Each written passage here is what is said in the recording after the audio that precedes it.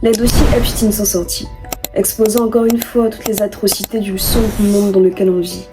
Enlèvement d'enfants, trafic sexuel sur mineurs, satanisme, cannibalisme. Bref, est-ce qu'on est sincèrement choqué? Non. Sensible à ces horreurs, compatissant pour chaque corps d'enfant qui était mutilé, attristé au plus profond de mon âme. Oui, mais pas choqué. Parce que les dossiers Epstein, c'est le quotidien qu'on refusait de voir. Et ce n'est que le début. Les choses vont s'empirer. Ou en tout cas, les choses qu'on refusait de voir vont ressortir encore plus à la lumière. Alors à l'origine, je voulais aller un peu plus profondément dans les dossiers. Je voulais parler de ses implications, de ses suites, de ce à quoi on pouvait s'attendre après. Mais au milieu de tout ce qu'il y a à dire, une seule chose est importante et te concerne directement toi. Alors parlons des dossiers Epstein, de l'exposition de la nature humaine et de l'homme sans sauveur. Les dossiers Epstein révèlent la banalité du mal et la vraie nature de l'homme. Jusqu'où l'homme est capable d'aller quand le statut protège et que l'entourage par son silence encourage. La corruption du pouvoir, le désir, la manipulation, la domination sur l'autre, c'est vers ça que pointent les dossiers. Ce sont les profondeurs vers lesquelles l'homme peut aller lorsqu'il dispose de tous les moyens de sa politique, lorsqu'il dispose de tous les moyens pour réussir à faire ce qu'il a conçu au plus profond de lui. On critique ces célébrités, ces politiciens, ces hommes et ces femmes de pouvoir cités dans les dossiers. Mais à la fin de la journée, ce ne sont pas des monstres fabriqués dans un laboratoire. Ce sont des êtres humains, comme toi et comme moi. La vérité est que placés dans les mêmes circonstances qu'eux, avec le même statut, avec les mêmes capacités, avec le même pouvoir, peut-être qu'on aurait réagi exactement comme ils l'ont fait. Peut-être qu'on n'aurait pas participé activement au viol et au meurtre de nombreux enfants. Mais de façon indirecte, pour protéger notre statut, pour protéger notre pouvoir, pour protéger l'étape à laquelle on était dans notre évolution professionnelle, pour protéger notre réputation, on se serait tué. Comme eux se sont tués et ont participé durant toutes ces années à créer un système de trafic sexuel qui n'aurait peut-être été jamais connu s'ils n'avaient pas décidé de nous le montrer.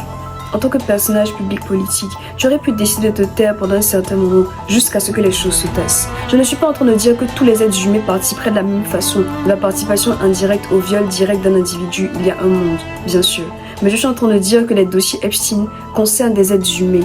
Des êtres humains qui se livrent à des choses, commettent des actes sur d'autres êtres humains. Et ça, c'est la nature de l'homme. Placé dans les circonstances lui permettant de pouvoir faire ce qu'il veut. L'homme n'a pas cette tendance première à choisir le bien.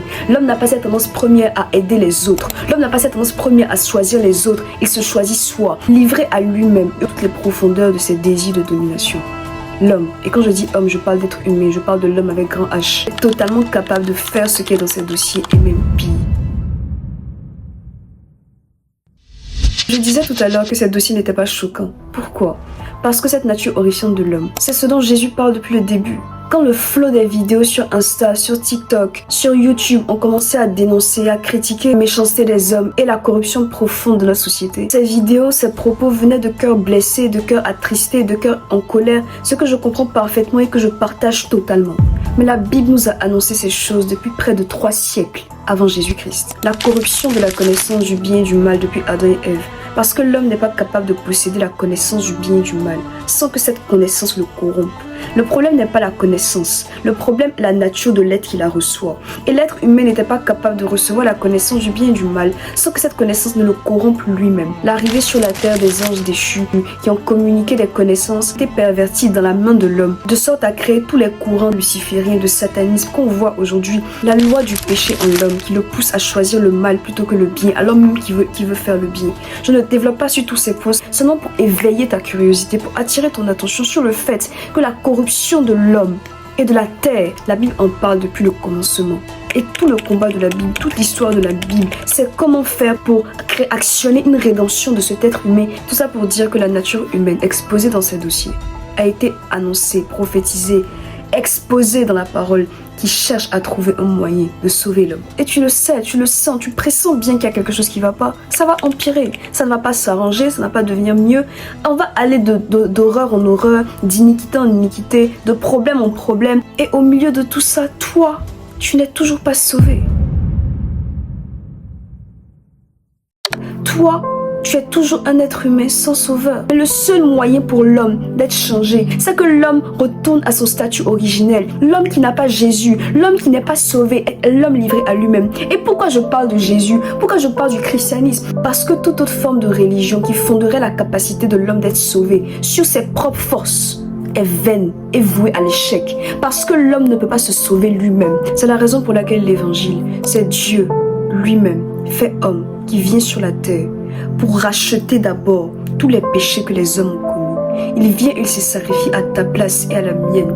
Il porte sur son dos la croix de nos péchés pour qu'au travers de lui, toi tu sois sauvé. Et qu'en l'acceptant, il vienne pas seulement t'aider, il vienne vivre en toi. Que notre type de foi ne permet une relation d'intimité, de connaissance aussi profonde que celle dans le christianisme, où Dieu vient habiter en l'homme et vient le transformer de l'intérieur. Il n'agit pas seul, mais c'est Dieu lui-même qui te donne la capacité chaque jour de devenir à son image et de revenir à l'image originelle de ce que j'avais perdu.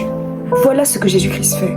Au milieu de l'agitation actuelle du monde, si toi tu n'as toujours pas accepté Jésus-Christ, ou si ta relation avec Dieu bat de l'aile, le plus important actuellement, c'est que tu bâtis cette relation. Le plus important actuellement, c'est que tu t'intéresses à ce Dieu-là qui peut te sauver et sauver la terre sur laquelle on se trouve. Parce qu'il y aura une fin. Parce que tout ce qu'on est en train de voir aujourd'hui se terminera.